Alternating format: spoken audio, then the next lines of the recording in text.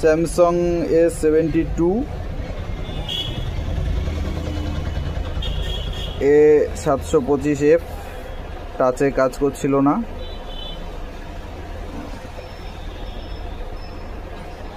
Problem solution হয়ে গেছে।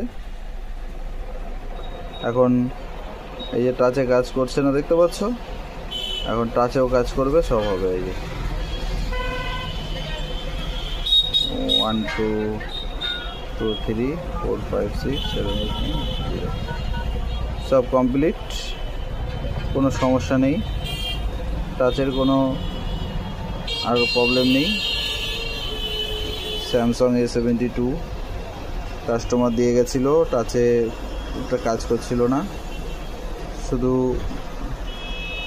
যে ফ্লেক্সটা আছে এই ফ্লেক্সটার কানেক্টারে সমস্যা ছিল, এই কানেক্টারটা চেঞ্জ করে দেওয়াতে প্রবলেম সলভ হয়ে গেছে। এখন দুর্দান্ত টাচে কাজ হবে, ইউজ হবে, কোনো অসুবিধা নেই একদম।